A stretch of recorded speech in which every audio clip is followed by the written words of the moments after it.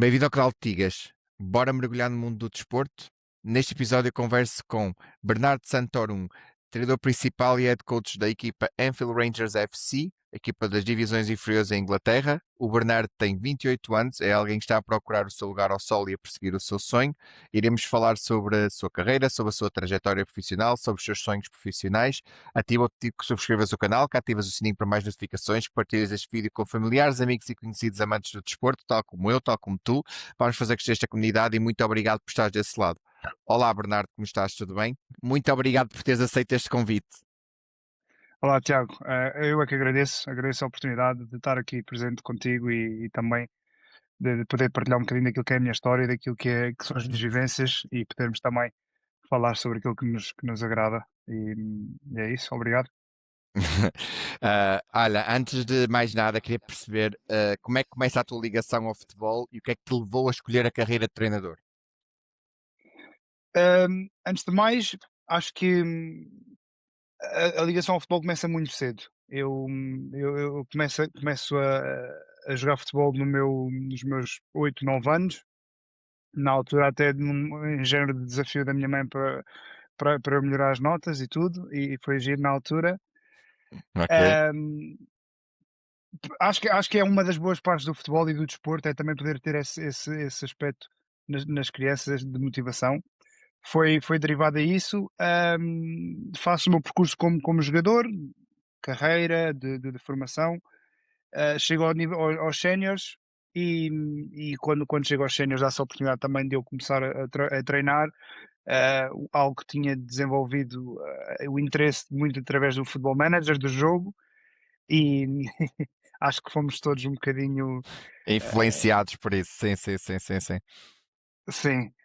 E pronto, depois acabou por se dar a transição de jogador para treinador, quando eu realmente tive uma ideia de que não iria conseguir atingir um patamar que me permitisse, principalmente a nível financeiro, poder viver simplesmente do futebol. E depressa o interesse pelo treino, o interesse pelo aquilo que era a parte da gestão, obviamente numa altura muito precoce da minha carreira como treinador, com miúdos, não é? Ao nível da formação infantis, mas foi desenvolvendo algo em mim, foi desenvolvendo também o interesse em me desenvolver, nas minhas competências, hum, como treinador, e penso que depois acaba por ser tudo uma escada que fui subindo ou fui tentando subir de grau a degrau e chegámos ao dia de hoje. Até Onde é aqui. que, onde é que jogaste? Onde é que fizeste a tua carreira de jogador? Então, eu joguei meio em Lisboa. Comecei no Sport Lisboa e Olivais. Na altura eles tinham umas escolinhas do Benfica, que foi por onde comecei. Depois faço a transição para o Oriental. Ok, ok. Estive no Clube Oriental de Lisboa. Entretanto, do Oriental de Lisboa acabo por faltar em juvenis, não faço competição nenhuma em juvenis, porque acho que foi na transição do nono ano para o 10º ano, e então achei por bem, transição de escola, etc., não jogar esse ano, não joguei. Voltei ao futebol através do Olivais Sul, fiz os últimos 2 anos de júnior, pronto, e depois fui para o Olivais e Moscavide, no Desportivo de Olivais e Moscavide, numa altura em que foi na altura que eles começaram a fazer uma reestruturação maior, onde eles tinham deixado de ter séniores durante uma série de tempo por várias razões, e depois começámos aquele projeto que até o dia de hoje, estava muita gente ainda envolvida do meu tempo. Em que posição é que jogavas? Bom, eu jogava defesa central. Jogava Ah, defesa central. boa! Sim, Boa, boa, sim. boa, boa, boa. Como é que foram os primeiros anos a trabalhar na formação? Foi desafiante. Eu nunca me esqueço do meu primeiro treino. O meu primeiro treino, eu acabo o meu treino como jogador, e lembro-me que na altura foi preciso adjuntos para a formação e perguntaram-me se eu estava interessado, e eu disse que sim, porque obviamente era uma ideia que eu tinha tentado fomentar na minha cabeça. Eu não esperava era que fosse naquele próprio dia. Então eu ainda fui de Sim. kit de Ok, treino, dar treino. ok. Ahm, Fui ter com o Jorge, para o qual, se tiver a oportunidade de ouvir, lhe mando um grande abraço. ahm, que eu lhe perguntei, Jorge, olha, o que é suposto eu fazer? Eu nunca dei um treino, eu com 18 anos não sei o que é de fazer. E eu lembro-me que ele disse, olha, pegas nestes cones, pegas nestes bips e fazes ali uma posse de bola. faz o meinho. Pronto, fui fazer o meu meinho e foi isso que começou.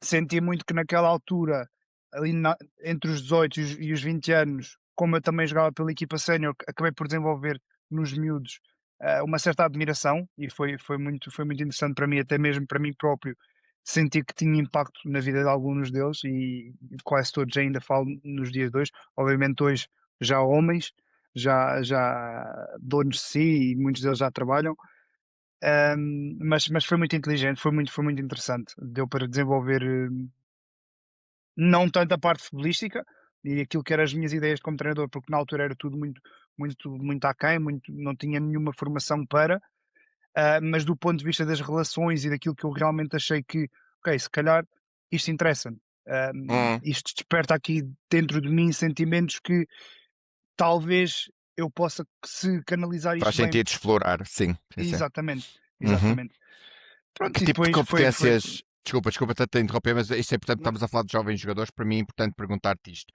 Quais foram as competências que tu desenvolveste nesse trabalho com jovens jogadores? Naquela altura eu penso que foi muita relação, a relação individual com os jogadores, o tentar perceber o o contexto de cada um deles. Eu também não era muito mais velho que eles, porque eu tinha 18, 19 anos e eles tinham Exato. 13, 14. Ok. Mas, por exemplo, eu lembro-me de tínhamos um rapaz que vinha de um contexto menos favorável e eu cheguei a ir a falar com o diretor de turma dele para tentar perceber como é que estava o desempenho escolar dele. E foi muito à base disso, fui eu tentar desenvolver relações com eles, obviamente numa fase muito diferente do que é hoje em dia, com a ligação com homens já feitos, hum, mas muito à base disto. Eu acho que isso acabou por marcar.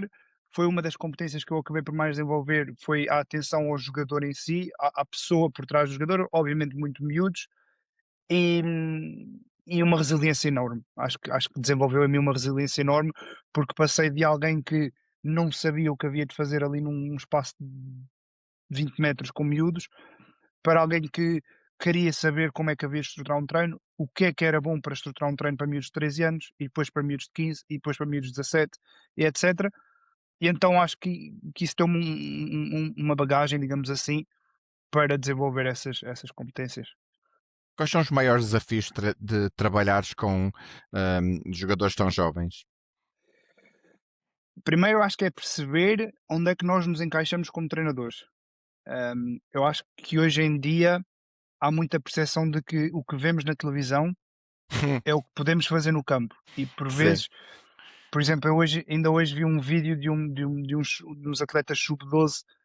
Não vou referir o nome do clube, mas vi que os miúdos conseguiram, desde a baliza até ao golo, sempre ali em passe, em troca, em passe, em troca, em troca. Muitas das vezes quem vê o vídeo pensa que na sua equipa vai ser possível pôr isso, e Replicar. não é. Sim, sim, Exato, sim, e sim. não é, e não é, Depende do não é jogador, mesmo. depende das características, depende da técnica dos atletas que estás a treinar, depende de muita coisa, não é?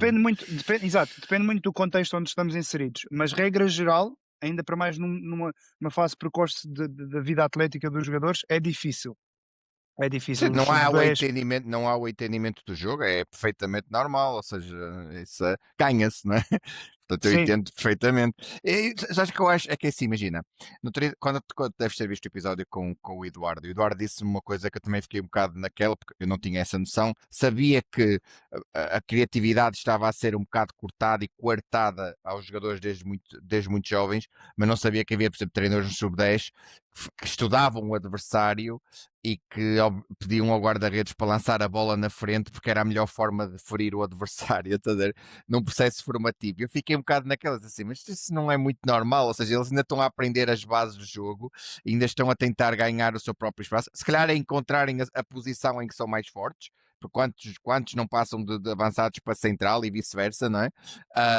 E então eu fiquei um bocado naquela de género.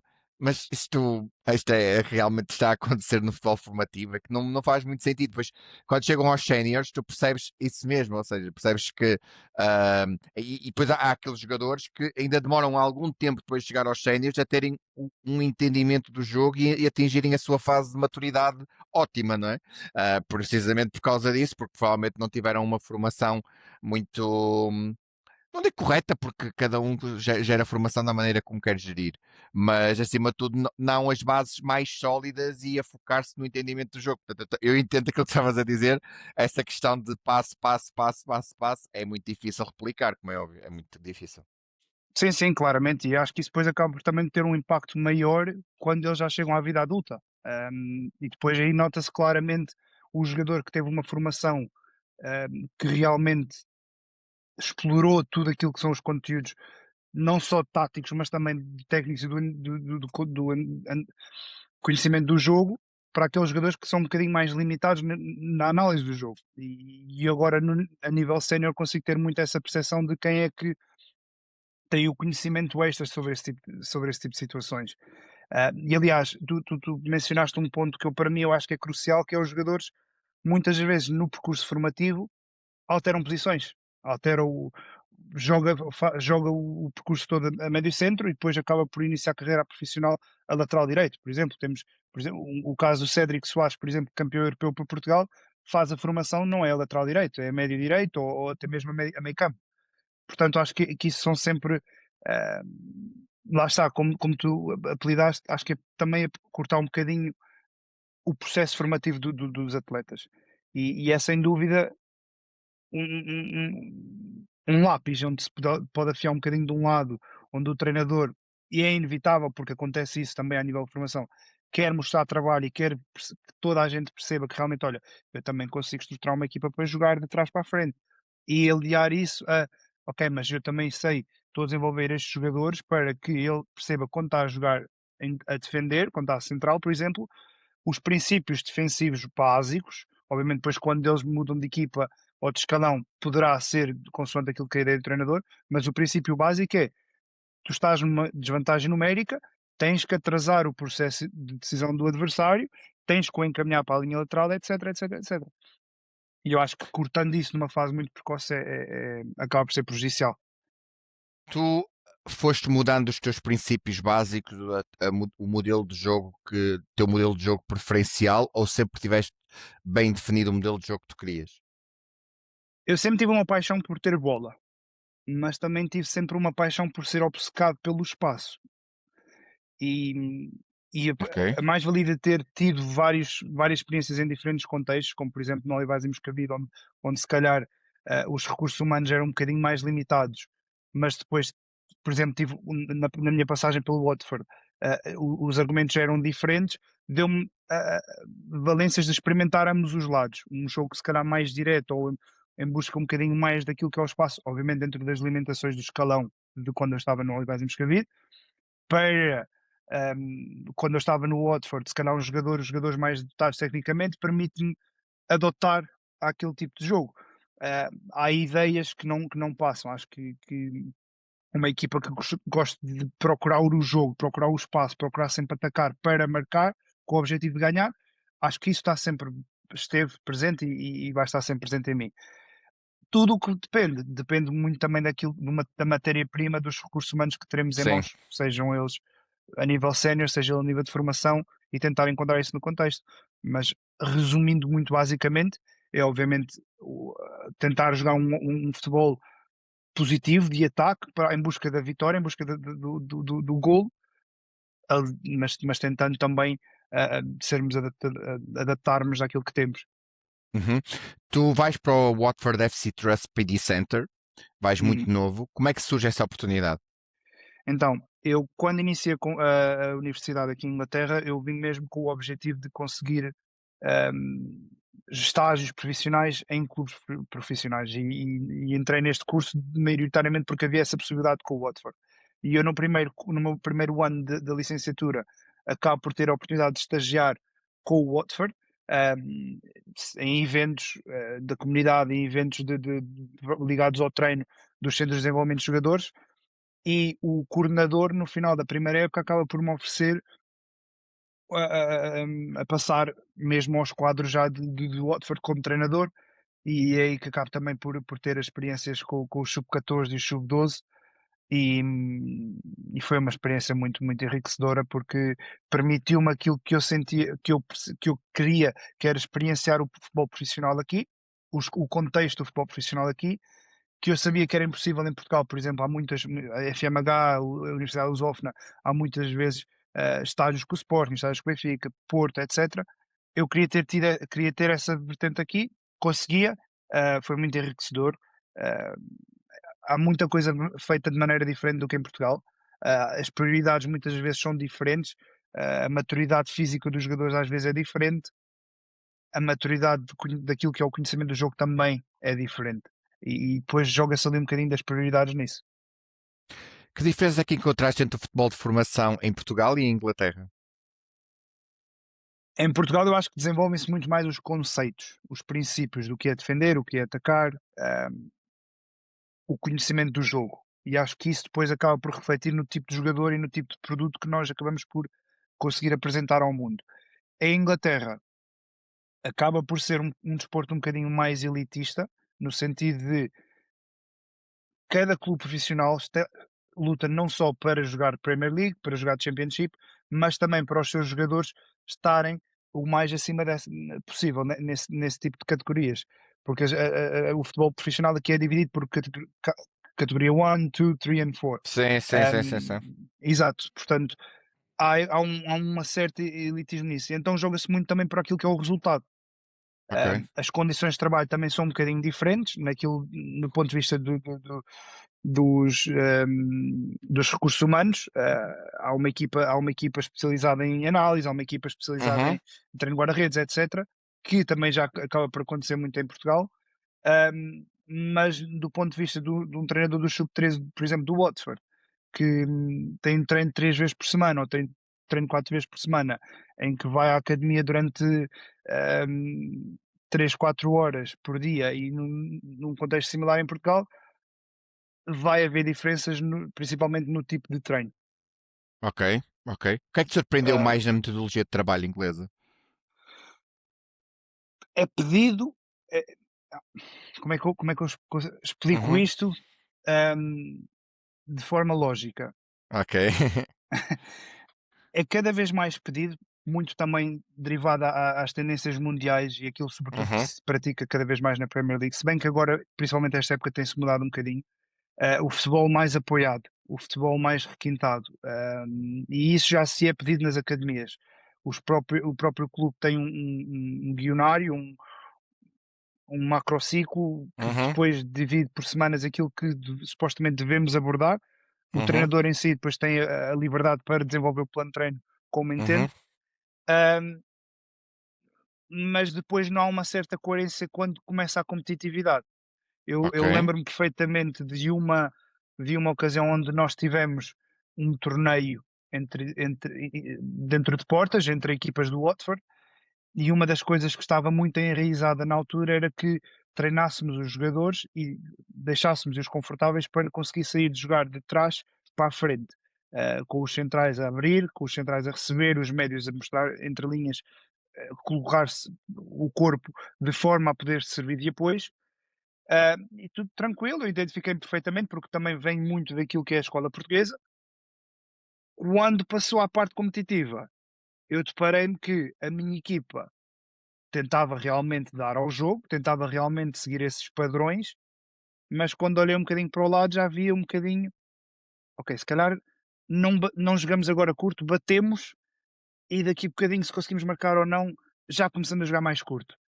Ah, e depois, aliás, eu depois na altura até tive uma grande reflexão com o coordenador na altura, porque era interessante perceber. Então, pedimos aos jogadores uma coisa, desenvolvemos isso durante meses, mas depois na competição eles são requeridos outra, porque no final de contas o resultado é mais importante. É o Diria pior que que pode seria. acontecer a um jogador. É o pior que é o que tu não, ou seja, é jogares aquilo que não treinas. Tipo, Exato. isso é muito prejudicial, até porque aquilo tinha dito isso logo no início da nossa conversa. Tem muito a ver com o entendimento do jogo, tem muito a ver com a maneira como cada um percepciona o jogo e como entende o jogo. A inteligência de cada jogador é completamente diferente. A maneira como entende o jogo, como ocupa os espaços, como tem uma leitura de tudo aquilo que está a passar à volta dele. todos têm o seu processo, não é? Todos têm o seu processo de maturação e de conhecimento do jogo. E se tu estás a dar uma ideia durante o treino, chegas ao jogo e o que eles estão a fazer é algo completamente diferente, não faz nenhum tipo de sentido. Não. Ou seja, o jogador fica completamente perdido, ele não sabe para onde, o que fazer, é por isso que tu vês muitas vezes algumas exibições de jogadores em que quando eles são disposicionados ou quando lhes é pedido que façam coisas para os quais eles não são talhados, que não é as suas características. Eu costumo dizer que era bom que todos os treinadores tivessem um Orsnes, né? Que pode jogar em qualquer posição. Mas isso é raríssimo. Estamos a falar que é dois, três jogadores a nível mundial. Isso não, é quase impensável isso acontecer. Ou seja, os jogadores têm as suas próprias características, têm a posição onde funcionam melhor e onde conseguem potenciar mais as suas qualidades, e é isso que o treinador tem que fazer. O segredo do treinador, na minha opinião, não sei se estás de acordo, o segredo do treinador para mim é potenciar o jogador de acordo com as suas características, não é formatá-lo de acordo com a sua ideia de jogo, porque isso às vezes pode não resultar e causa frustração, quer para o treinador, quer para o jogador, não é? Sem dúvida, concordo, não podia concordar mais, aliás, e acho que temos uma prova muito recente disso, que foi, por exemplo, o desempenho do Sporting o ano passado, onde o Sim, Rui Borges entra, tenta mudar, sim, a sim, sim, sim, sim, formação, sim. mas depois rapidamente percebeu que, ok, se calhar não dá, não Não vão dá. jogar da forma como eu queria, então voltou, deu A um ou meio 2 da passos atrás. época, eu não vou. Deixa-me ver, vou ganhar jogando na tática do Ruben Amorim. É assim que os jogadores estão confortáveis. Mas atenção, eu não sei se soubeste a intra-story disso, mas isso há uma conversa dos pesos pesados do Sporting que lhe batem à porta e que, por causa daqueles resultados, que nem eram resultados Uhum. assim tão maus, mas o Sporting não estava a ganhar, e os pesos pesados do balneário de Sporting dizem mesmo: Mister, nós sentimos desconfortáveis nesta tática, jogamos nesta tática há muitos anos, não está a funcionar, não acredito que seja o mais aconselhável estarmos a mudar de esquema tático a meio da época, quando o nosso objetivo é ser bicampeões. E atenção, o que o Rui Borges fez revela a humildade que ele tem, ou seja, de ele perceber, que isto é raríssimo um treinador fazer isso, Uhum. que é ouvir o jogador e dizer, olha, se calhar eles têm razão, vamos então adotar esta estratégia, vamos voltar à estratégia dos três centrais, tentar que eles estejam confortáveis, sejam o mais confortáveis possível, e depois para o próximo ano, caso sejamos campeões, caso eu consiga continuar aqui, implemento as minhas ideias. E como vês este ano, o Sporting joga com quatro defesas, no esquema de quatro defesas novamente. Ou seja, ele precisava de perceber aquilo que os jogadores queriam, ou aquilo que os jogadores se sentiam mais à vontade para, dizendo de outra forma. Portanto, eu concordo plenamente com o que estás a dizer, sim, sim, plenamente. Acho que é um exemplo perfeito daquilo que nós estávamos a comentar. Eu queria te fazer só uma pergunta, porque tu estás em Inglaterra, mas vens para Portugal e assumes o comando técnico de uma equipa principal no Olivais e Moscavide. Foi difícil para ti aplicar aquilo que estavas a aprender em Inglaterra em Portugal? Ou, Eu ou, ou ainda estou foi eu ainda estou em Inglaterra. diz. Não, eu sei, mas tu estiveste no Olivés em Moscavide como treinador principal, certo? Não, não, não, não, não. Ok, ok. Eu Eu pensei tive que tinha sido. Diz. Eu joguei como treinador no Olivais e Moscavide, ainda não regressei desde que tomei a decisão de vir para a Inglaterra, felizmente ou infelizmente ainda não me surgiu a oportunidade de voltar a Portugal para Ok. treinar. Ok, eu corto esta parte, Sim, não te preocupes. Então vamos. tranquilo. Olha, então, olha, diz-me só que tipo de desafios é que tu encontraste quando vais para.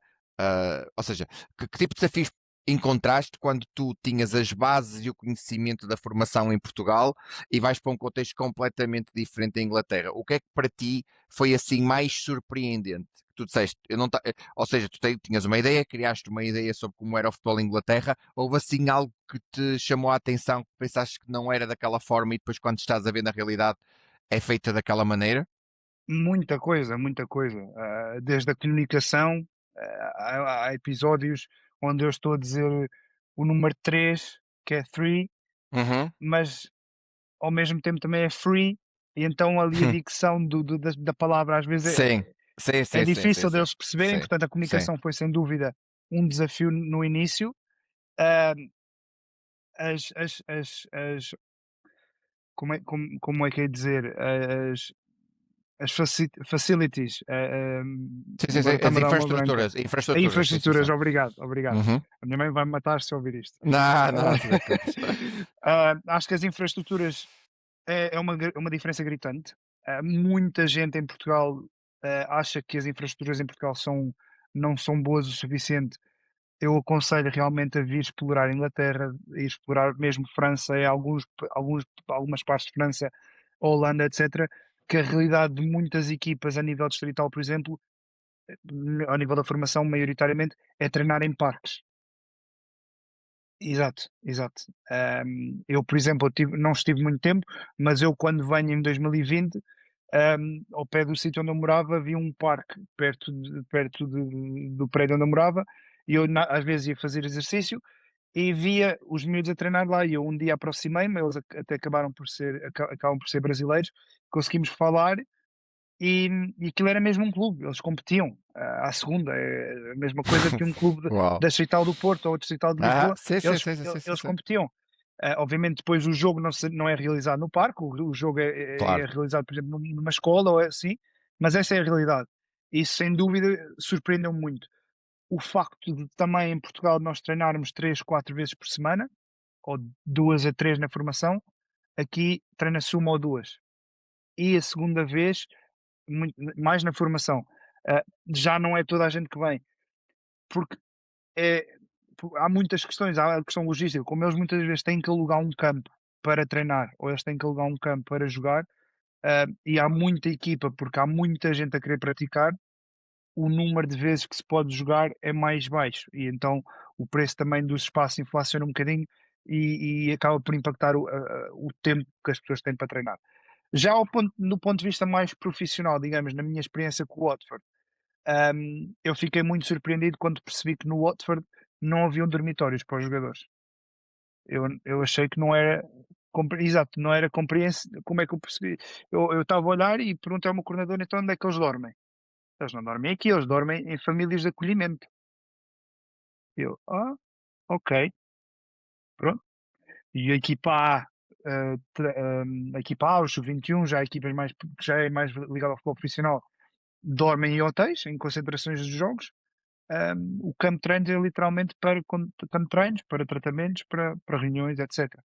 Um, Foi uma grande surpresa. Obviamente, hoje em dia já acaba por ser diferente. Por exemplo, o próprio Bournemouth, o Manchester City, o Chelsea já começam a ter os seus próprios hotéis, o Leicester, os seus próprios dormitórios dentro da academia, mas de forma geral, pela Inglaterra fora, é uma prática que ainda não é muito comum e isso surpreendeu bastante.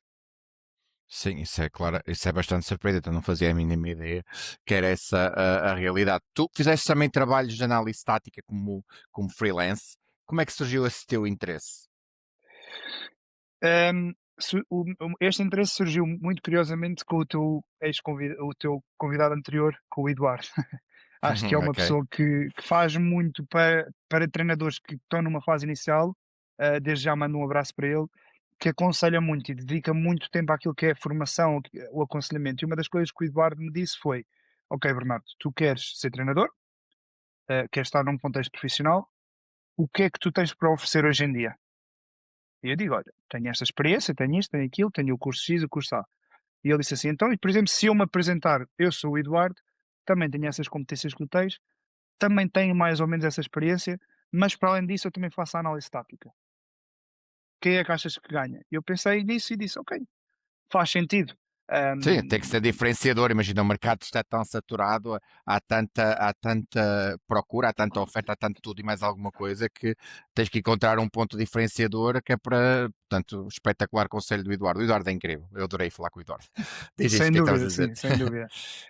E isso calhou, esta nossa conversa calhou mais ou menos numa altura em que eu estava a dar análise de performance na faculdade. Ok, ok, E ok. então, no módulo, acabei por aproximar mais do professor em si sobre esse contexto e, e comecei a nutrir uma certa paixão para tentar perceber de um ângulo mais abrangente aquilo que se passa no jogo, para meu próprio desenvolvimento tático, perceber quais é que são realmente as variantes, as dinâmicas, e achei que sim, desenvolver competências eu nunca acho que seja suficiente.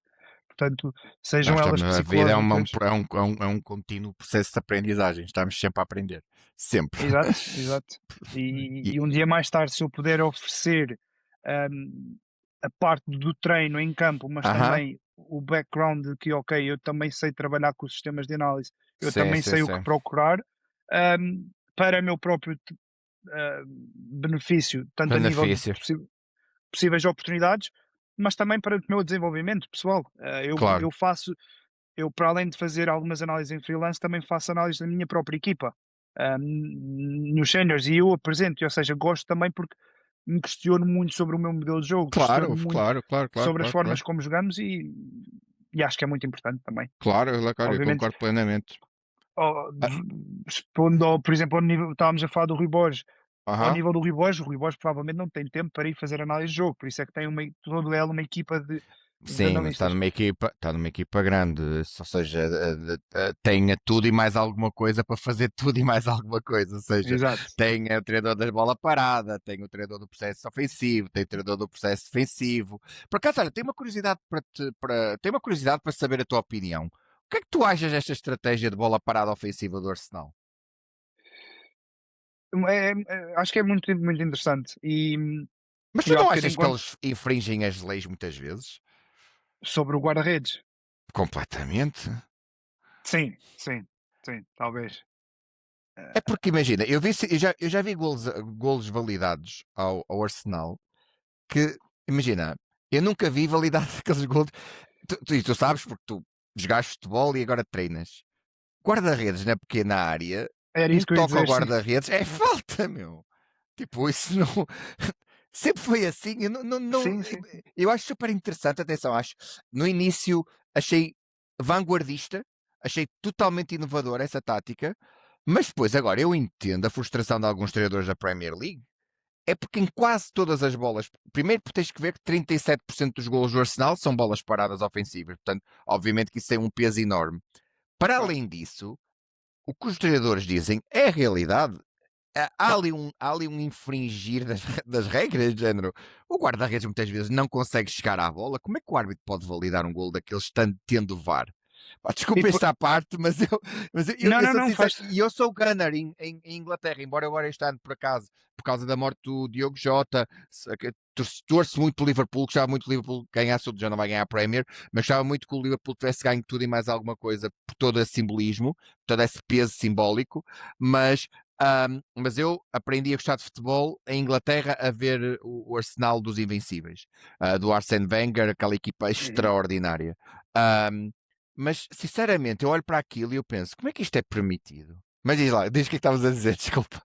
Não, acho que vai muito no seguimento daquilo que tu estavas a dizer. Eu sempre cresci, sempre vi que dentro da pequena área o guarda-redes não pode tocar e qualquer tipo de contacto sobre o guarda-redes, mesmo quando ele vai para disputar a bola, é falta. Isto também muito para nós no futebol português é comum. Ahm, Muitas das vezes, e acho que chega ao irrisório do guarda-redes já não se consegue mexer, porque acaba por ter ali 2 3 jogadores à volta dele, já está quase dentro da baliza, e por muito bem que ele tenha os seus apoios colocados, por muita força de explosão que ele possa ter até para socar a bola. E aqui eu acho que destaca um bocadinho o Lamans, o guarda-redes que o Manchester United contratou esta Aham. época, acho que ele tem Uhum. estado muito bem nisso.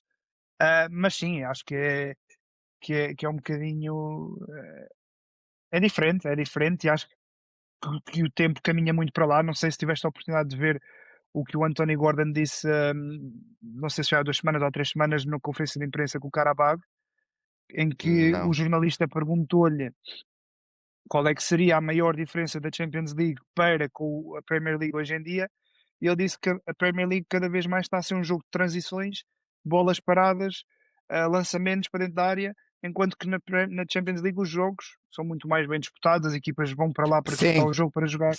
sim. Nós tivemos uma era de kick and rush, agora estamos a ter uma era de transições rápidas. Imagina, eu sou um apaixonado pela Premier, eu adoro a Premier porque a Premier deve ser das poucas ligas em que o último lugar pode ganhar ao primeiro e não choca ninguém. O nível de competitividade da Premier League é uma coisa absurda. E tu vês, e vês muito poucas equipas a estacionarem autocarros. As Sim. equipas querem ter bola, querem ter protagonismo, querem também ferir o adversário. E depois é toda a envolvência de um Estado inglês, não é? Tu que estás em Inglaterra percebes isso perfeitamente. É um dos meus sonhos é ir a Anfield.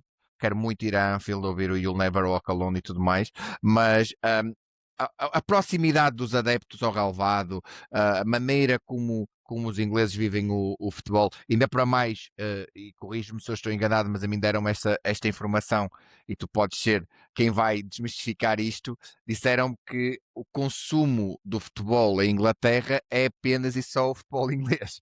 Ou seja, eles não é que eles tenham muito conhecimento do que se passa noutras ligas, porque o produto deles é o produto deles e é aquilo que eles visualizam com mais assiduidade. Tu também tens essa percepção?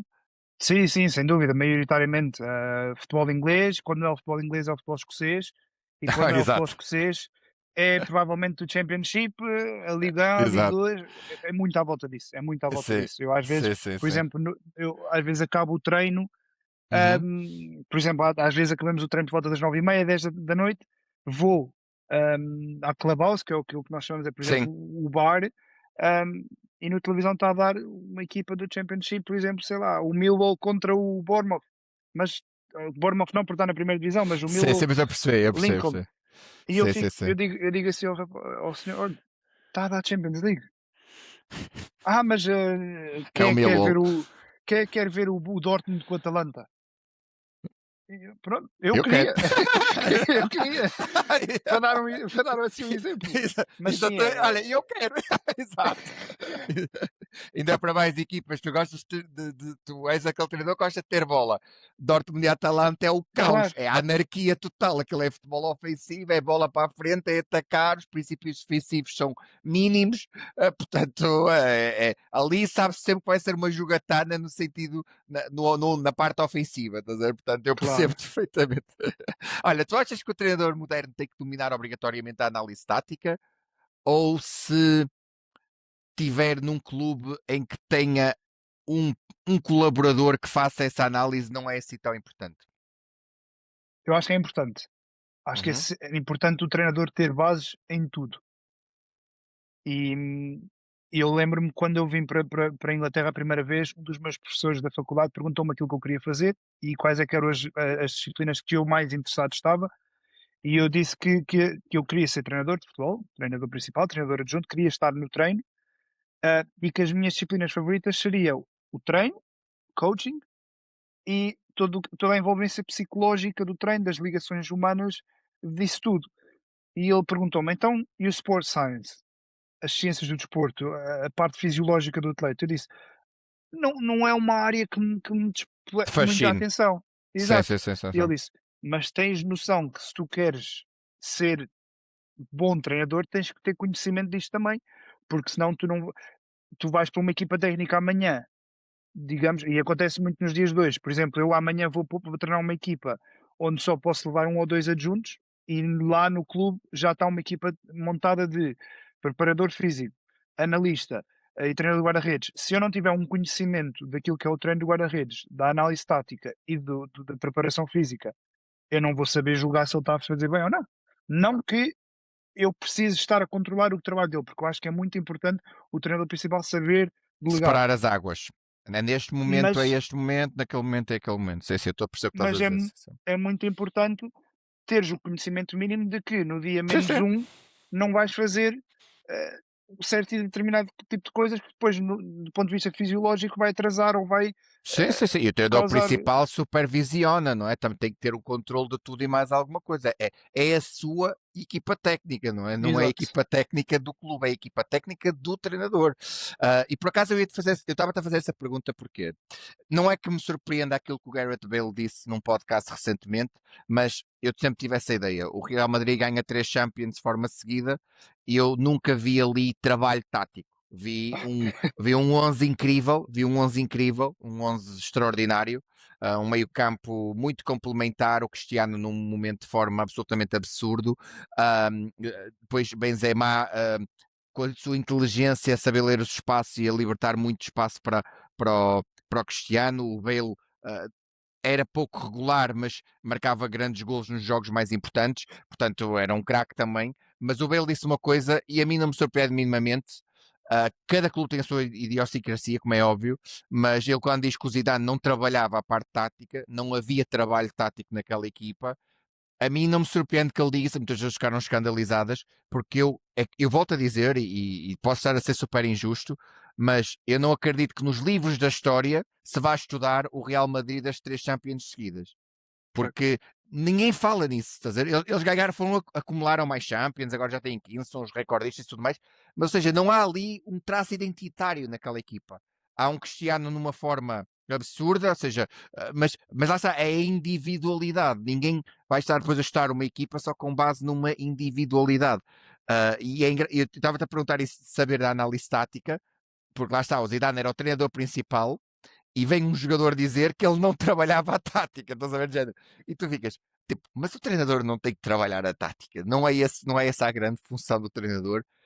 Para além do entendimento do jogo, a parte tática, o modelo de jogo não tem que ser o treinador principal a trabalhá-lo, os princípios táticos, os fundamentos não tem que ser o treinador. Por isso é que eu te estava a perguntar, e é interessante que tu digas isso, que tenhas essa perspectiva, sendo tu um treinador da nova vaga, que já tenhas essa perspectiva de que, porque lá está, tu neste momento estás num contexto em que ainda te pede mais a análise tática, não é? Porque tu não tens Exato.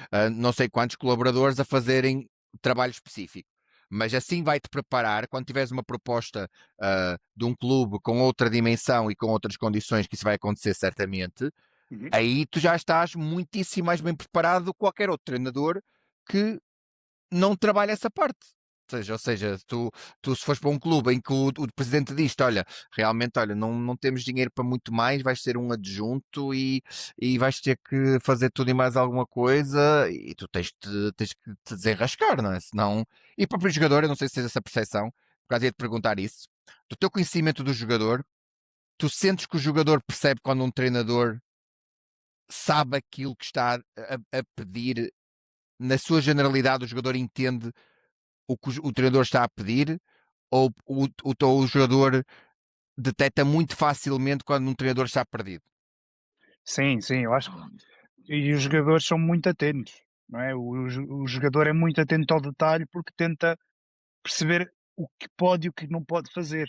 Ou como acaba sempre por acontecer, por muito boa relação que se tenha, o jogador é sempre olha sempre para o treinador e tenta perceber sempre como é que eu posso tentar ir de volta, ir em torno disto, em torno da questão.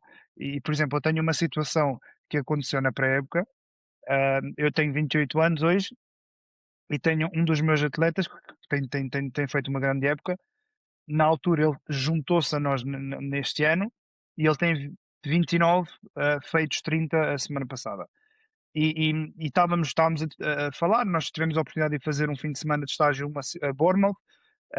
E num passeio que estávamos a dar, estava eu à conversa com ele e outro dos jogadores mais velhos do plantel, e estávamos a debater sobre a forma como estávamos a fazer a saída de pressão, e, e calhou em conversa, não me lembro bem porquê, o jogador que estava no meio falar na idade dele.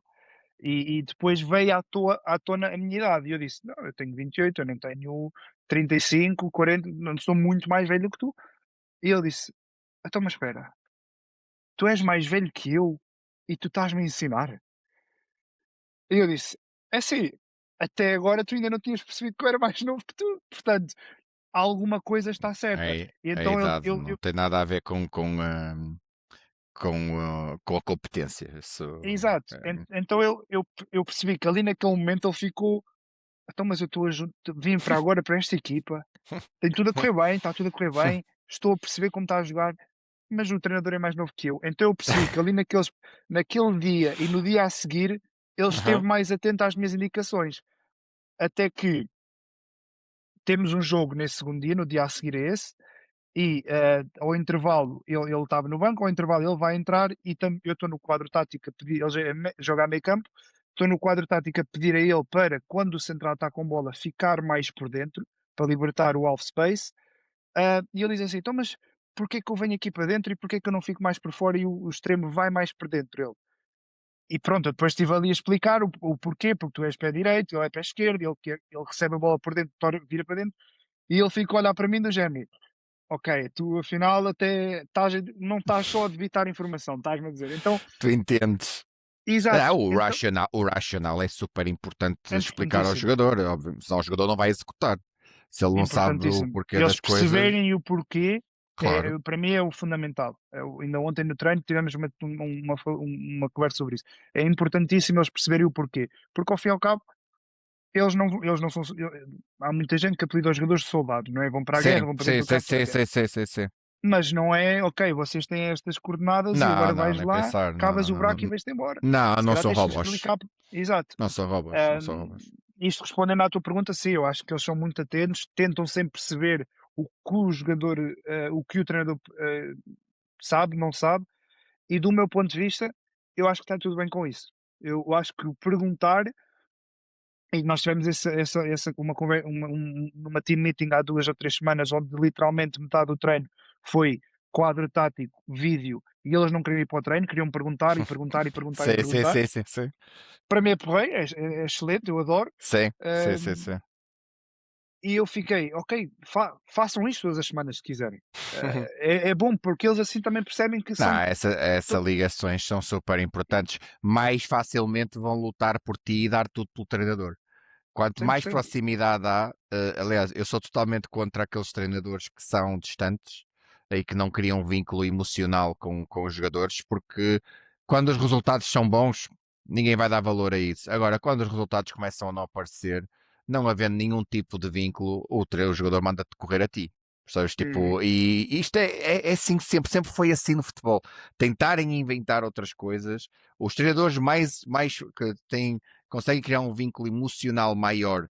Não estou a dizer fora do campo também eu considero que é importante, mas dentro do campo, numa estrutura de grupo e que não são distantes e que não é o adjunto quase sempre a dar indicações ao jogador e o treinador está ali só naquela função, são as equipas mais bem-sucedidas de longe, estás a ver? Tipo, porque o fator humano, os recursos humanos, então no futebol, ainda agora quando o futebol sendo mais um negócio e tudo mais, é fundamental. Essa parte é essencial. Para eles comprarem a tua ideia, comprarem entre Sim, aspas, sim. para plasmarem no terreno de jogo.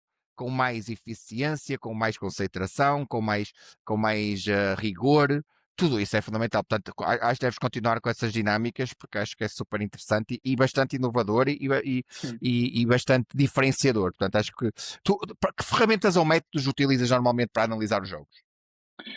Normalmente tenho utilizado, obviamente, porque num contexto mais amador, hum, não temos os recursos que os clubes profissionais Claro, têm. obviamente. Utilizo muito o Onze Sport, que é para Uhum, análise de vídeo. uhum. Utilizamos o Vio também. Agora há uma nova plataforma que é a Huddle. Também, quando há oportunidade, acabamos por usar isso. A época passada tivemos a câmara da Huddle, que depois nos permitia utilizar o próprio software. Isso mais para a vertente tática, porque obviamente também para o contexto onde estamos inseridos não posso fazer muito, porque também o tempo não é muito e, e os jogadores, por muito que queiram aprender, por muito que queiram perceber a ideia, por muito que queiram perceber o que fizeram mal ou o que fizeram bem e o que podem melhorar, eu não posso esquecer que à noite, quando eles vão para o treino, eles tiveram 8 horas de trabalho e muitos deles 10. Portanto, a- É aquilo que paixão pelo futebol. é Olha, isso.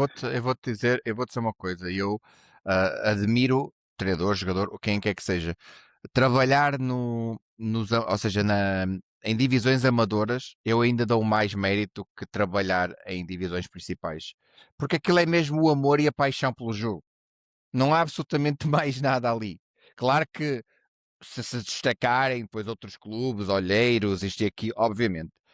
Tudo mas a generalidade deles é pela paixão pelo jogo, é pela competitividade, é o seu divertimento no fim de semana. Ou seja, trabalham 8 horas, mas no fim do dia vão treinar Uhum. para invadir tudo o resto como escape do dia que eles tiveram.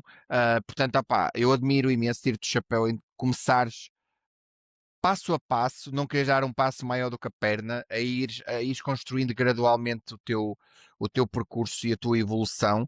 E eu só te interrompi porque eu vou já entrar no Anfield. Eu queria Sim, perceber sim. como é que surge essa oportunidade de ir para o Anfield Rangers FC e qual é de facto a grande diferença. Explica, eu sei qual é a diferença, mas para as pessoas que nos estão a ouvir, qual é a grande diferença entre seres apenas treinador principal e seres treinador principal, manager, head coach, tudo isso. Então, muito resumidamente, eu na época passada, no início da época passada, eu tinha tomado uma decisão minha. Eu gosto de estabelecer objetivos a 5 anos e em 5 anos estabelecer que quero estar em certo patamar ou em certo escalão competitivo. E tinha posto para comigo que eu queria estar em sub-19 ou já em contexto de séniores, porque a longo termo acho que é onde eu quero estar inserido profissionalmente. E então tinha partilhado isso com alguns colegas que estavam no Watford comigo, e na altura um deles tinha jogado pelo Enfield Rangers, e na altura o treinador que estava com eles tinha acabado por sair, porque tinha adotado tinha aceitado outro desafio, e não havia uma carência de treinador. E ele perguntou-me se eu estaria disponível, se estaria interessado, explicou-me o contexto, explicou-me o que era preciso, e eu disse que sim. E tive uma reunião com o presidente passado pouco tempo, e foi-me explicado quais eram as ambições, o que é que mostrou-me o espaço, a matéria-prima, lá está. Isto foi numa fase já muito avançada da pré-época, ou seja, a época passada foi muito tudo novidade para mim. Foi a primeira vez eu a treinar homens, foi a primeira vez a ser o head coach, o manager, tudo junto, sem tempo de passar as minhas ideias, tentar perceber e adaptar-me aos contextos. Hum, Porque eu entro no inícios de setembro, final, última semana de agosto, e o campeonato começa na primeira semana de setembro. Portanto, eu tive a oportunidade de fazer um amigável com eles. Seguiu isso. Relativamente àquilo que perguntaste, é engraçado porque na primeira reunião que eu tive com o presidente, ele perguntou-me se eu queria ser só manager ou se também era head coach. E eu disse: "Bom, para mim não há diferença. Eu sou treinador. Eu venho da escola portuguesa, eu sou o treinador, eu venho dar treino, eu quero estar no treino, quero estar com os jogadores, quero que eles, um bocadinho daquilo que estávamos a falar há bocadinho, eu quero que eles me sintam, eu quero que eles percebam que a minha ideia é esta e eu estou a passar para eles no campo. Obviamente eu preciso de ajuda do treinador e etc. Mas para quem nos está a ouvir, as grandes diferenças basicamente é, por exemplo, o manager lidera tudo aquilo que é gestão de pessoal, dos recursos humanos, relações com os jogadores, decisões, equipa que joga, como joga, da forma como se joga, faz a gestão do microciclo, do macrociclo, do mesociclo, é a ponte também muitas das vezes com a direção. O head coach é mais a pessoa que muitas das vezes planeia o plano de treino, dá o treino, gera mais a operacionalização do treino. E depois, obviamente, existe o assistant coach, que é a pessoa que ajuda o head coach a desenvolver o treino e etc. Num contexto mais profissional é isso que acontece. Também acontece bastante no nível mais amador aqui, haver o tal manager, como tu estavas a dizer um bocadinho há bocadinho, que era a pessoa que está literalmente à porta do treino ou está à porta do campo a ver o treino. E a mim faz muita confusão. Obviamente que há casos onde isso acontece, e inevitavelmente também acontecerá comigo no futuro, um dia mais tarde que atinja um certo patamar competitivo que o permita, mas faz muita confusão o treinador não estar envolvido no processo de treino, ou o manager neste caso.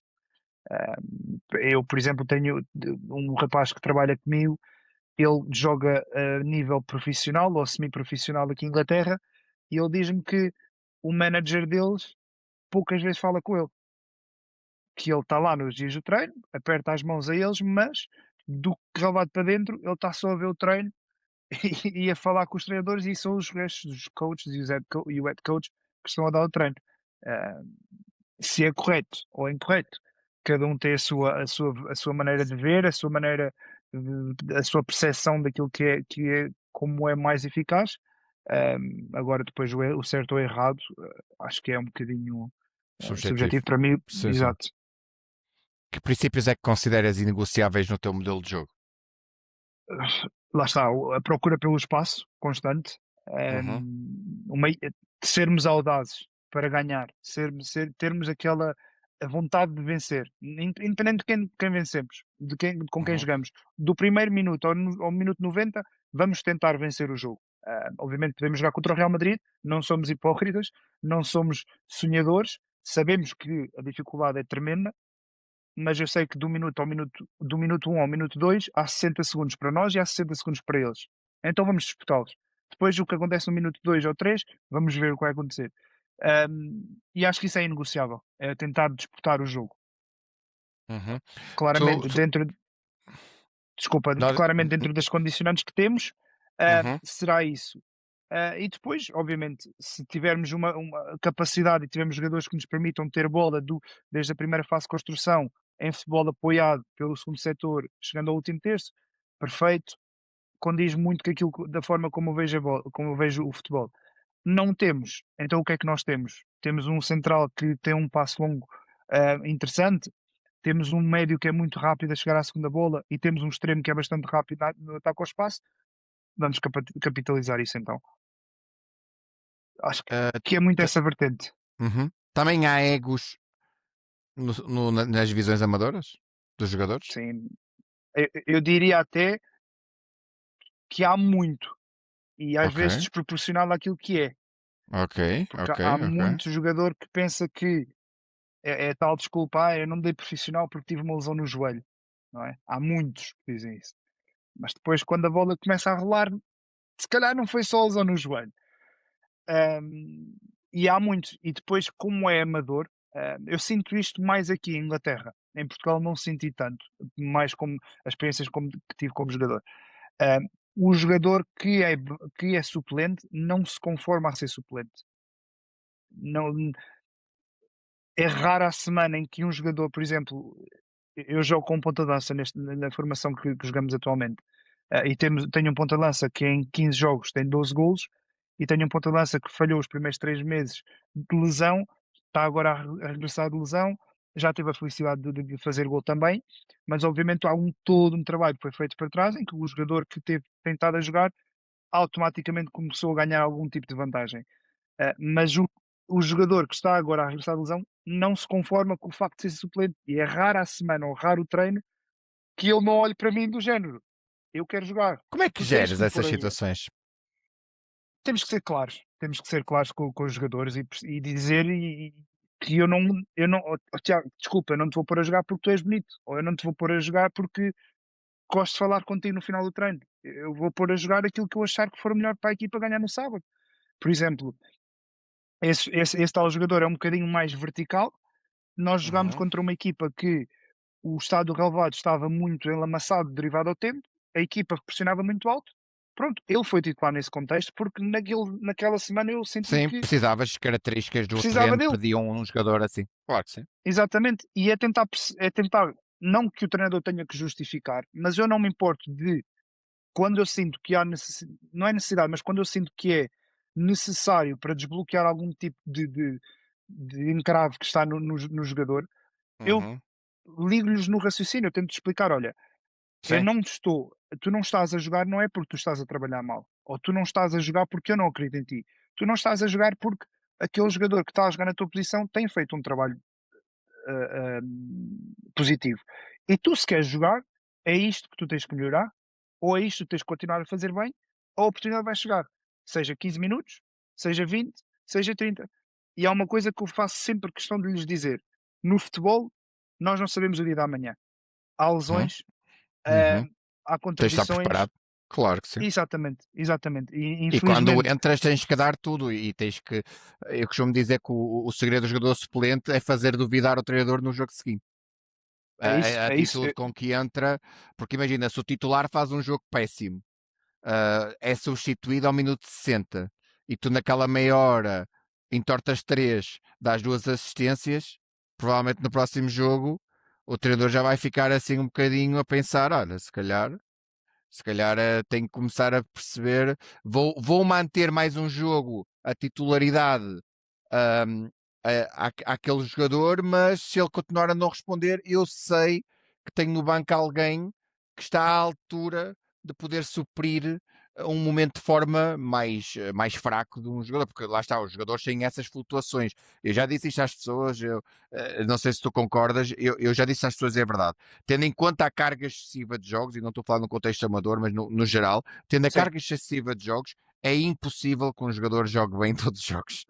O calendário está cada vez mais saturado, vai haver picos de forma. O segredo é claro. ter pré-épocas um bocadinho mais mansinhas, que é para depois os jogadores chegarem a abril, maio no topo das suas capacidades, que é aí que os títulos se decidem.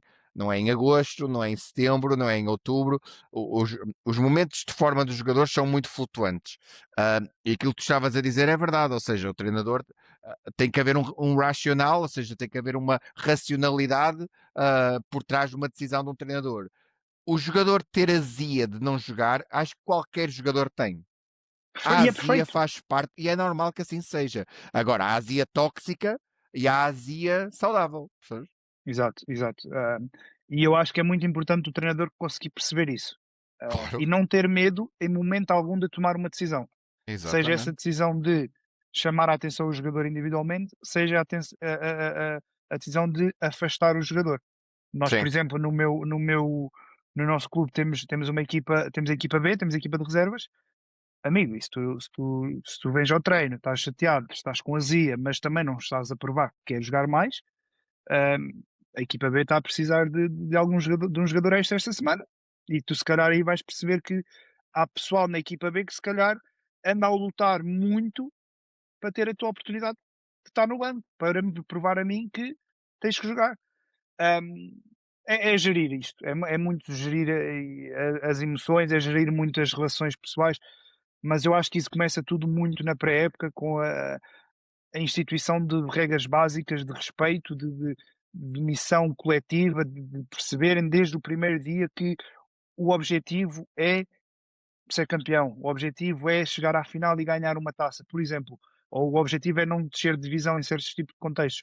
É muito importante, na minha opinião, desde o primeiro dia, isso ser ponto assente em cada jogador. Porque depois é muito fácil, é muito mais fácil e agiliza o nosso trabalho de, ok, é isto porque nesta semana para a equipa ganhar, o interessante é isto. E então tu estás exposto a ficar uma semana, ou 2 ou 3 semanas a jogar 15 minutos, ou tu não estás disposto. Queres ganhar ou não queres ganhar?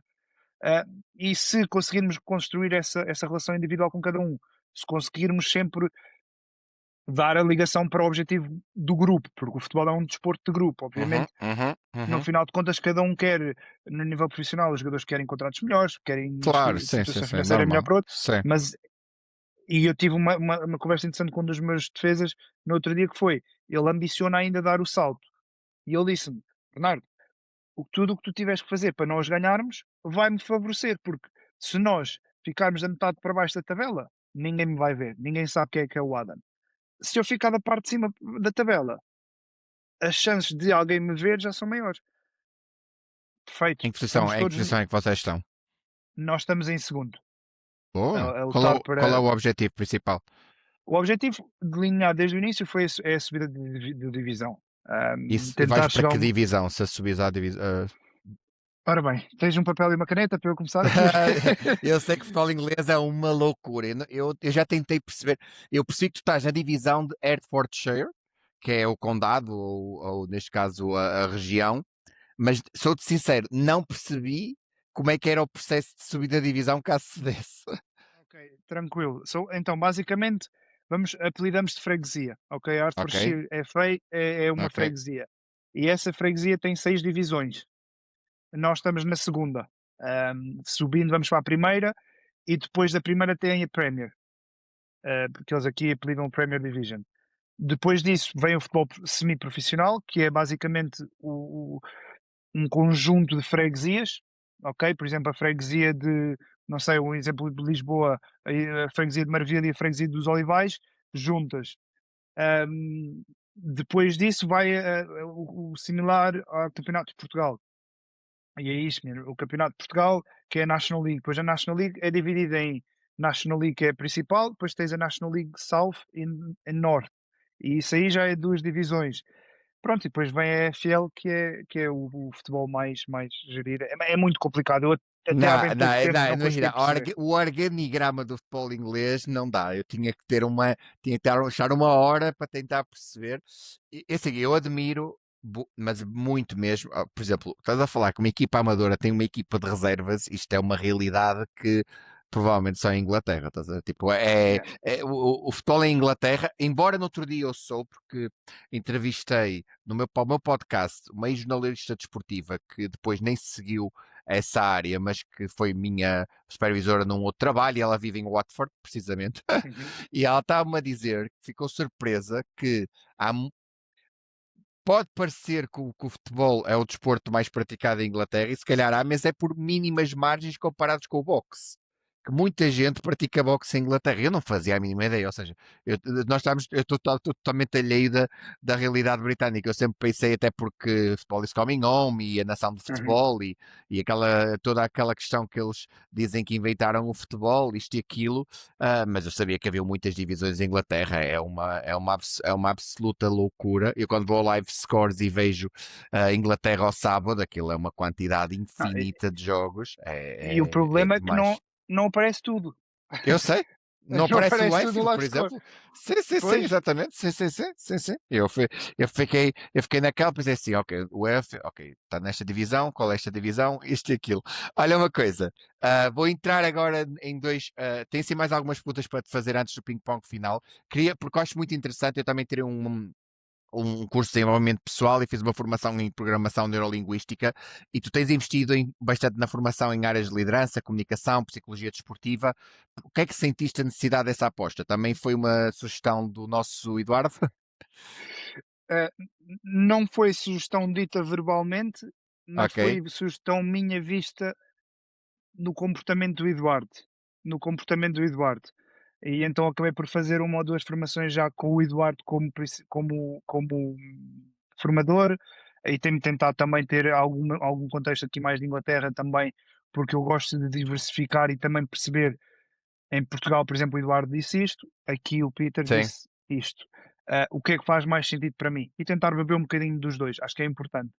óbvio. Hum, e sendo eu uma pessoa muito emotiva, emocional e de relações, e acredito muito que as ligações favorecem no final, eu acho que fazia todo o Completamente. sentido para mim tentar perceber: "Ok, eu sou novo, eu quero atingir este patamar o mais rápido possível.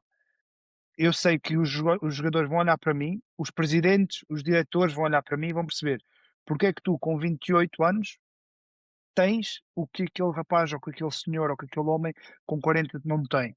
Porque é que eu devo apostar em ti? Então eu tentei desenvolver-me para Sim. conseguir desenvolver esse tipo de Skills competências o sufici diferenciadoras. Sim, sim, sim, sim, exato. sim. O que é que alimenta o jogador? É o ganhar ou é ele marcar 3 golos? Por exemplo, estávamos a falar de como é que eu giro o jogador que está com azia. Ah, é muito à base de, por exemplo, um lateral, nós jogamos com laterais bastante ofensivos. Um lateral, tu entras ao minuto 60, se tu conseguires entrar em zona de cruzamento 5 vezes nos 30 minutos que tu entras, perfeito, cumpriste o teu primeiro objetivo. Se tu consegues fechar o teu corredor 5 vezes nos 30 minutos que tu jogas, é outro objetivo concluído. E então é essa parte também é psicológica de tentar, Sim. dentro do Motivar objetivo com comum. pequenos objetivos para motivar o Isso, atleta. Sim, sim, sim, sim. isso. E eu sempre tive essa curiosidade de como é que eu consigo desenvolver a minha comunicação ou a minha ligação sem ser só: "Olha, tu tens de jogar a defesa central do lado Sim, esquerdo sim, e tu sim, és sim, cardido". sim. Sim. Isso é básico. Percebe? Yeah, Isso é básico. Isso é o corriqueiro. Isso não é minimamente diferenciador e acho que fazes muito bem em ter desenvolvido estas skills. Eu até te ia perguntar agora até que ponto a gestão emocional dos jogadores influencia o rendimento dentro de campo. muito. Sobretudo se é jogo importante. Ou melhor, não é sobretudo, é tudo o que é contexto impacta. E obviamente depois temos atletas que têm mais maturidade e conseguem gerir, eh, o emocional mais facilmente, temos jogadores que preferem ignorar o que é que se realmente está a passar e têm uma atitude um bocado mais relaxada com o jogo, mas por dentro estão a ferver. E temos também outro tipo de jogadores que é o: "Ah não, eu estou tranquilo, eu tranquilo, não consigo sentir pressão", mas depois a bola assim que vem direta a ele, sobe. E acontece bastante. É normal, é sentir também, é perceber que eles são pessoas que sentem, que por muito força psicológica que tenham, por muita maturidade, por muita experiência que haja, também sentem e eu também sinto. Eu às vezes estou no banco de suplentes, há jogos obviamente que uma pessoa entra com outro tipo de abordagem, mas muitas vezes, sinto o coração a bater e acho que é normal, somos todos humanos É o e para sentido de mim só revela responsabilidade, desde que não isso, seja é uma isso que eu ia pressão dizer. asfixiante, não é? Pelo amor de Deus. Acho que é isso que eu ia dizer, e há um livro muito interessante que eu li que aborda isso mesmo, de como é que podemos aproveitar apresentar esse controle da pressão, porque a pressão é boa, deixa-nos alerta, e é importante que eles sintam. Exatamente. Eu pergunto sempre, antes de qualquer jogo, ainda a semana passada: "Vocês estão nervosos?". "Não", então deviam de estar, porque é Exato. é importante e nós temos que ganhar o jogo. Então depois tu vês uma ou 2 caras já começa: "Ok, então eu não sou um extraterrestre, eu estou nervoso e posso dizer que estou nervoso". A tensão competitiva a apoderar-se deles, mas uma tensão positiva. Eu percebo perfeitamente, eu Isso. concordo plenamente. Só assim é que tu consegues exibir ao teu melhor nível. Claro que se for uma pressão asfixiante, tudo o que não é equilibrado na nossa vida vai dar asneira mais tarde ou mais cedo. Portanto, é encontrar o equilíbrio. A competitividade tem que estar presente em qualquer desporto. Senão, não é, não é desporto. Desporto tem que ter a parte de Uhum. competitividade. Eu sou muito a favor da competitividade e da rivalidade saudável, e do desportivismo. Mas a competitividade tem que estar lá presente, na verdadeira acessão da palavra e no lado positivo da palavra, porque às vezes confundem competitividade com ganância, com agressividade extrema, com. Não, não estou a dizer nada disto, estou a dizer competitividade, querer ganhar, fazer de tudo para ganhar e ser intenso. Um jogador que é intenso nos duelos não quer dizer que seja maldoso. É intenso nos duelos, são Exa coisas nós completamente pode diferentes, não é? nós podemos ser intensos e podemos ser apaixonados por aquilo e competitivos, porque Exatamente, é isso mesmo que eu exatamente. quero, mas ao mesmo tempo podemos ser leais, não é? Claro, exatamente, é Não é exatamente porque isso. por exemplo, eu dou muito exemplo dos pontas de lança. Quando o Aham, central tem a bola, ponta de aham, lança faz a curva e encaminha o central para o lado que é identificado pelo treinador.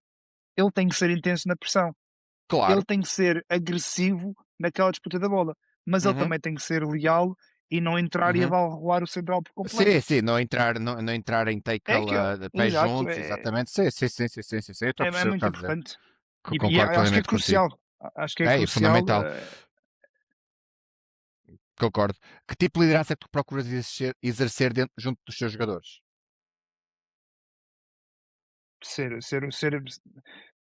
um líder amigo, não amigo no sentido literal da palavra, mas um líder humano acima de tudo. Acho que o facto de eu conseguir perceber muito dos fenómenos de hoje em dia, hum, fenómenos, quem diz fenómenos diz a atualidade da sociedade em Sim, si, sim, sim, eu percebo, ah, sim, sim, sim.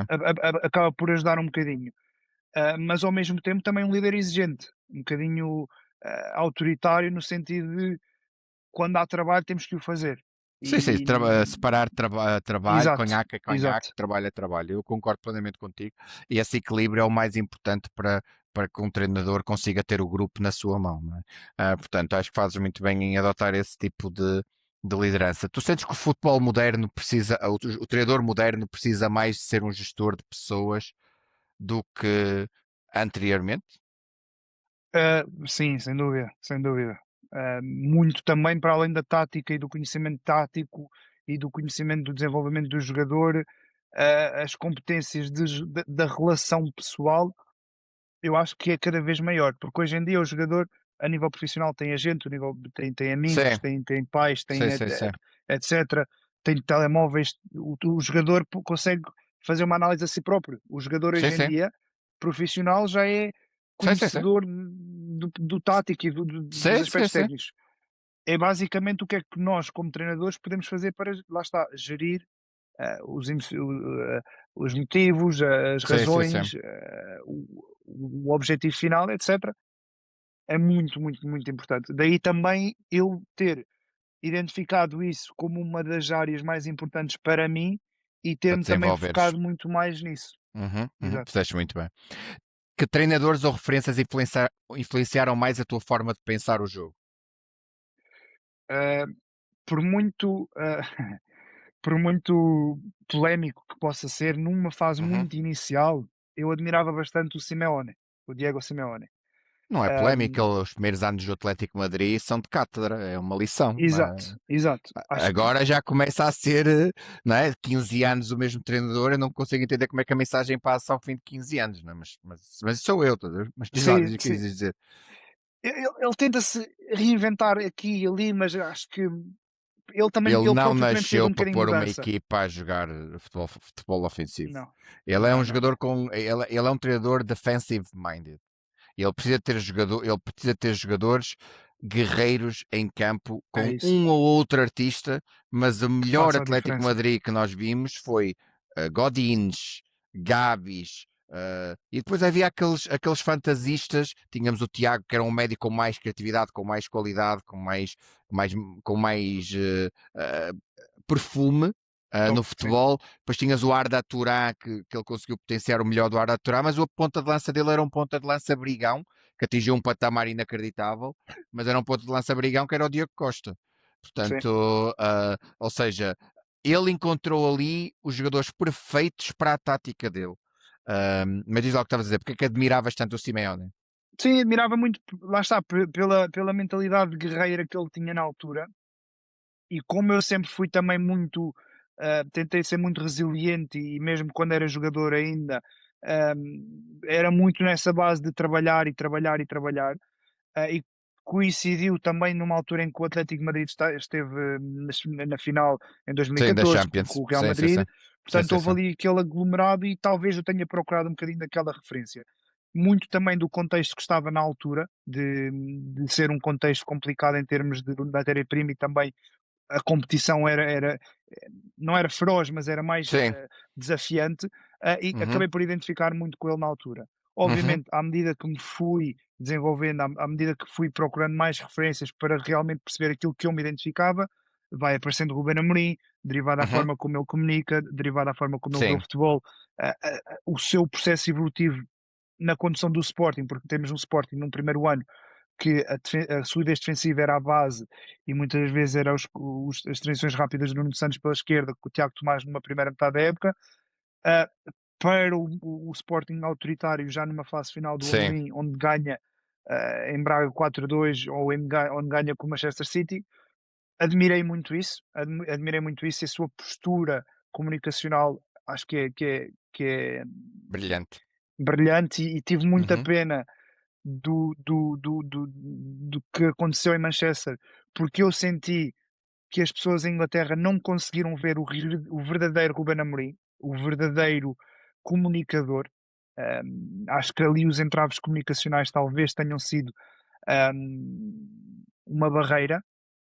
E depois, obviamente, haverá sempre referências como o Mourinho, acho que foi uma pessoa que abriu portas para todos nós, treinadores, para uma vaga muito anterior à minha. Ahm, Jorge Jesus, pela forma como vê o futebol, pela famosa nota artística. Tudo o que seja treinador português, eu tento beber muito porque acho que temos uma matriz muito própria. Obviamente, o Eduardo também acabou por marcar uma fase ali que eu estava a transitar de é isto que eu quero para ok, agora vou começar-me a desenvolver realmente e acabou por também marcar no panorama internacional.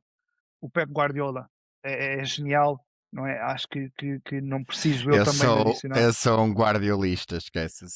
Primeiro, imagina, primeiro eu sou o Barça, sou culé, eu sou de 87, eu aprendi a gostar de futebol sentado no colo do meu pai a ver a Dream Team de Barcelona em 92. Portanto, tipo, eu sou Barça, Barça, Barça, La Masia, a identidade de jogo. Mas também te digo uma coisa, o que eu mais admiro no Guardiola é que se reinventou. Ele Sim, percebeu como é que podia ganhar a Premier e percebeu como é que podia voltar a ganhar a Champions. Ele ganha a Champions indo completamente contra os seus princípios e o seu modelo. Com um ponta de lança que agora está a evoluir muito, mas na altura o Haaland era um pinheiro, não é? Ou sim, seja, limitado, não sim. tinha nenhum tipo de influência no jogo da equipa. era finalizador, mas não tinha nenhum tipo de influência na equipa. Havia jogos, por exemplo, contra as equipas que defendiam mais compactas e de forma mais organizada, em que o Alan dava 10 toques na bola por jogo. Uhum. Isto é impensável. E depois ganha as Champions a jogar com um quarteto defensivo com 4 defesas de raiz. Isto nunca aconteceu. Ou seja, jogadores que praticamente não subiam, que não E tinham marcou propensão tendência. ofensiva. Marcou tendência, ou seja, a escolha dele de colocar o Kyle Walker fora do 11 titular na final da Champions, e atenção, é das piores exibições do City, é a final da Champions, muitos Uhum. nervos, aquele momento histórico do clube, foi um jogo péssimo contra o Inter, até acho que o Inter teve mais oportunidades do que o Sim. Manchester City, mas foi muito sólida a equipa do Manchester City, não se disposicionou quase nunca, e jogou um jogo tático. Ou seja, aquilo que ele fez contra o Chelsea, que foi jogar sem número 6, aquela tática kamikaze do meio campo para a frente só os jogadores de cariz ofensivo, e perdeu. Ele Uhum. disse: não volta a perder uma final, esquece, não vai acontecer. E ganhou. Por isso eu aí admiro muito. E o que eu mais admiro no Guardiola, e te perguntar se era isso que também tu admiras, para além dessa filosofia de jogo, é a forma como ele consegue colocar. Ou seja, ele reinventa jogadores, ele reinventa posições para os jogadores. O Mateus Nunes, neste momento, na minha modesta opinião, tem que ser titular na nossa seleção. Sim. Está num momento de forma absurdo. Reconverteu um médio a defesa direito. O O'Reilly a jogar em duplo pivô, só, Uhum. só mesmo o Guardiola, estás a ver, género? Ou seja, ele tem uma capacidade de ler o jogo, de dar ao jogador. Uh, e atenção, claro que o jogador depois tem que executar. Mas eu já vi o de Guardiola pôr o Filipe Lam de lateral direito a um dos melhores médios do mundo, de género. Tipo, isto é Exato. só o Guardiola, estás a ver? Só o Guardiola. Mas o que é que quis Não, dizer em tanto relação ao que Guardiola? se nós formos ver, se formos ver muito daquilo que foi tendências nos anos seguintes ao Guardiola ter entrado naquela equipa, tem origem Guardiola. Por exemplo, a posição falso 9, Guardiola. O lateral direito a começar a fazer lateral médio centro, Filipe Lam, Kimmich. Ah, os laterais invertidos a começar a jogar por dentro com o Cancelo, Guardiola. Defesa a 4 com 4 centrais, Guardiola. Portanto, tem sido sempre um gênio, como tu disseste, capaz de se inventar. Mas muito para além disso, a paixão que ele deposita no futebol, mas ao Sim, mesmo sim, tempo a sim. simplicidade que ele tem em explicá-la, Sim, é fenomenal. Lá está, eu adoro tudo o que seja futebol e tudo o que seja bastidores do futebol, eu adoro isso e consumo. Se abrir o YouTube, é literalmente conferências de imprensa, etc, etc, etc. E já vi imensos vídeos de team talks do Guardiola antes do jogo, e a capacidade que ele tem de usar vários estilos comunicacionais, não só com verbais, mas também com a mão, com o tocar na cabeça, a dizer que, por sim, exemplo, sim, sim. há um muito famosa dele que é dizer que os jogadores não se podem limitar a si próprios porque está aqui, está nos seus pensamentos. Sim. E, e tudo isso faz-me Bebeu, apaixonar também. bebeu, bebeu, bebeu de um dos melhores de sempre, pá. Bebeu do Sim. Cruyff. Eu tenho Bebeu de um muita, dos muita melhores de pena sempre. de não poder ter assistido a essa era e não poder ter aprofundado muito mais ou vivenciado isso. Mas isso é certo. Olha, eu gravei esta semana, tive o privilégio, o orgulho, o que, eu nem consigo utilizar a palavra certa, de gravar com o Luís Freitas Lobo. Uau. E o Luís Freitas Lobo disse-me a mim: o Cruyff é o futebol. Eu provavelmente não gostaria de futebol se não tivesse existido o Cruyff. Atenção, ele é doido Uau. pelo Maradona, ele é doido por Sim. Maradona, é o melhor jogador para ele e é uma idolatria gigante pelo Maradona. Ele gosta de artistas, gosta daqueles jogadores que os artistas, os magos da bola, e o Cruyff era, mas eu quando lhe pergunto Mourinho ou Cruyff, eu já não sei se foi Mourinho ou Cruyff, eu já não me lembro o que é que eu perguntei. Foi Guardiola ou Cruyff, acho que ele disse Cruyff, exatamente. Ok. Que o Cruyff era o futebol. E essa frase parece muito simples, mas dito de uma pessoa que para mim é o melhor analista de futebol do país. Sim. Tipo, ouvir o Freitas Lobo dizer isso ainda reforça mais essa tua ideia de que sim, vai ver, Tem peso. pesquisa, faz o que tu puderes para aprender metodologia Cruyff, o tiki-taka, mas Sa- atenção, um tiki-taka objetivo, não é o Claro, tiki-taka claro. a fazer passos para o lado e para trás. Isso não, tem que haver baliza, não é? Sentido de Eu, baliza, eu, como é óbvio. uma das razões de eu ter vindo para a Inglaterra foi também eu conseguir. Eu sempre pensei, ok, eu sou português, tive o privilégio de ter nascido em Portugal, de desenvolver por uma escola portuguesa onde nós privilegiamos muito o futebol. E sempre Sim. tive a ambição de, ok, o que é que eu posso ver lá fora para evoluir? Então pensei, ok, Inglaterra, sou um bocadinho, um bocadinho não, sou também muito fã do futebol alemão e do Uhum, Jurgen Klopp pela forma uhum. frenética que ele consegue Sim. depositar às vezes Transições na equipa, rápidas, sim. Sim, sim, sim. mas também sempre me fascinou muito o futebol holandês.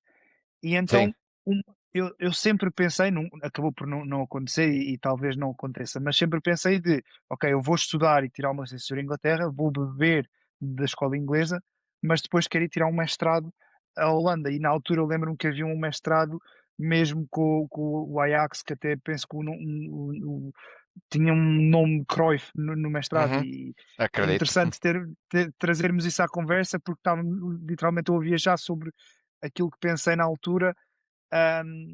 E sim, sem dúvida, um dos ícones do futebol mundial e do treino também. Sim, eu queria fazer umas perguntas antes do ping-pong final. Onde é que gostarias de chegar enquanto treinador? O meu sonho sempre foi treinar na Primeira Liga Portuguesa. Ok. Conseguir chegar a uma equipa que lute para ser campeão em Portugal, acho que é atualmente o meu maior prazer, porque lá está, eu gosto muito do nosso país, gosto muito da nossa cultura, gosto muito da nossa ideologia. E poder ter o prazer de trabalhar em Portugal, ambicionar algo em Portugal e conseguir ser campeão nacional no meu país, eu acho que isso, eu era um homem feliz conseguindo isso. Obviamente, hum, posteriormente, o chegar a um Real Madrid, obviamente, é um sonho, não é? Um dos maiores clubes do mundo. Treinar na Premier League, obviamente, também é um sonho, mas eu poderia dizer que se tivesse a oportunidade de ser campeão nacional em Portugal, eu acho que acabaria por ser um homem feliz, porque eu sempre disse, sim, e sempre confidenciei isso com amigos, que o homem ou o treinador que tiver o privilégio de treinar um dos 3 grandes, ou um dos 4 grandes, envolvendo o Sporting Braga também, ser campeão nacional, financeiramente está estável, não estará a passar por dificuldades financeiras. Só sais para um projeto muito aliciante se Claro. realmente aquilo for aquilo que queres a nível Óbvio. profissional. Agora, se tu fores uma pessoa que dás privilégio à família, Sim, sim, sim, ao sim, sim, país, sim, sim. etc., Sim, sim, sim, sim, sim. vais sair porquê? Obviamente, depois, provavelmente, eu estou a dizer isso e Deus queira que, quando eu for, seja campeão nacional, alguém vai conseguir ver esta imagem e vai dizer: Olha, o Bernardo, da altura dizia para ele sair e agora está a sair. É Pode ser que assim mesmo. aconteça. É assim mesmo, é assim mesmo. Ahm, Onde é que te vês daqui a 5 anos? vejo-me numa liga profissional em Portugal, ou mesmo noutro país europeu ou do mundo mesmo. Mas sem dúvida na liga profissional, seja como treinador principal ou como treinador numa equipa técnica, penso que vai passar muito por aí o meu futuro. Não fecho as portas a qualquer oportunidade no sentido geográfico, porque desde cedo aprendi que no futebol não há portas, há um caminho enorme, há um mundo enorme e há oportunidades. E as Claramente. oportunidades às vezes estão em Portugal, as oportunidades às vezes estão em Inglaterra, na Holanda, para estudar o Cruyff. Olha, olha, sim. Sem dúvida será por aí. Opá, Não fecho com qualquer a porta. tua, com a tua ideia de jogo, com o teu modelo de jogo, com o futebol em que tu acreditas, tu na Holanda ias ser super bem sucedido, de certeza absoluta, porque princípios defensivos também na Holanda não são os mais importantes e tu ias ter bola e ias querer jogar de forma Mas atenção, eu avalanche priorizo, ofensiva. Eu sei disso, eu sei o que desculpa, vais dizer, eu sei. eu priorizo muito a organização A, defensiva ofensiva, e eu às sei, eu vezes sei. os meus jogadores saem do treino um bocadinho aborrecidos porque não gostam. Mas sim, Eu percebo, eu percebo. Olha, vamos entrar então no ping-pong final com perguntas de resposta rápida. Lisboa ou Londres? Deixa-te ouvir, desculpa. desculpa, Lisboa. Ah, ok, ok. Um treinador que admiras. Amorim. O jogador que mais gostas de ver jogar. Atualmente, Sim. Cherki, O melhor jogador de todos os tempos. Ronaldo. Um estádio onde gostarias de treinar. Old Trafford. Um jogador que gostarias de orientar. Ui. Bernardo Silva. Um modelo de jogo que aprecias. Kick and Rush. Nada. Estou a brincar. Futebol apoiado, um jogo posicional. Ok. Um momento marcante da tua carreira até agora. O treino onde bem. Ok, boa. Premier League ou Primeira League? Uh, Portuguesa, como é óbvio, sim. sim, sim. Premier League. Infelizmente. A qualidade mais importante num treinador. A honestidade. A qualidade mais importante num jogador.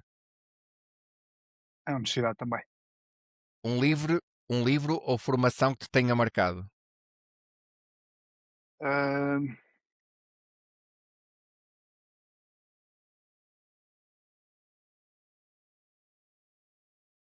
eu vou dizer um livro que foi feito pelo Hugo Leal. Não é só futebol, vírgula, estúpido. Ou não é futebol, estúpido. Boa, boa, Sem boa. dúvida. Não conhecia, ok. Futebol ofensivo ou pragmático? Pragmático. Treinar em Portugal ou no estrangeiro? Portugal. Champions League ou Campeonato Nacional? Champions. O melhor treinador de todos os tempos. Guardiola. A tua maior referência no futebol. Ronaldo. Um sonho por concretizar no futebol. Ser campeão nacional em Portugal. O que é o futebol para ti? É amor. Acho que é. Bernardo, espetacular. Gostei muito desta conversa. Desejo-te as maiores felicidades. Tenho a certeza que estás a seguir o caminho certo, dando passos sustentados, não querendo dar um passo maior do que a perna, permitindo estar em divisões onde é mais permitido errar, passa a redundância, onde tu possas evoluir, onde possas crescer, onde possas dar a conhecer, onde possas ter um trabalho meritório. Estás a levar o nome de Portugal bem longe, neste caso da Inglaterra, até a Inglaterra, Sua Majestade, e foi um gosto e um privilégio enorme ter-te aqui. E muito obrigado por teres aceito o convite. Eu é que agradeço pela oportunidade, pela conversa. Foi sem dúvida muito engraçado. E acho que também uma menção honrosa para ti pelo trabalho que Obrigado, tens feito, obrigadíssimo. não só na divulgação disto, mas também na conversa que consegues ter e pelo interesse que temos neste futebol. E sem dúvida, obrigado pela oportunidade. Espero que tenham gostado, espero que tenha sido positivo para todos. Para mim foi, sem dúvida. E, e esperemos que É Portugal isso que seja se campeão pretende. mundial. É exatamente isso. Grande, grande final. A ti, se gostaste deste vídeo com o Bernardo Santorum, é um treinador principal do Anfield Rangers FC, de divisões amadoras inglesas, mas está a fazer o seu caminho, está a dar a ter o crescimento sustentado, a ter uma evolução contínua e com objetivos bastante ambiciosos. Foi uma conversa espetacular à volta do futebol, um desporto que igualmente me apaixona e que apaixona o Bernardo, a sua grande paixão. Ele próprio disse, quando eu lhe perguntei o que era o futebol para ele, ele disse que o futebol era amor. Dá para perceber todo o amor, toda a paixão que ele tem pelo futebol. Foi uma conversa incrível com o Bernardo, gostei imenso de o conhecer. Ativa o pico, subscrevas o canal, que atives o sininho para mais notificações. Partilhas este vídeo com familiares, amigos e conhecidos amantes do desporto, tal como eu, tal como tu. Vamos fazer crescer esta comunidade e volto para a semana com promessa de mais desporto. Muito obrigado.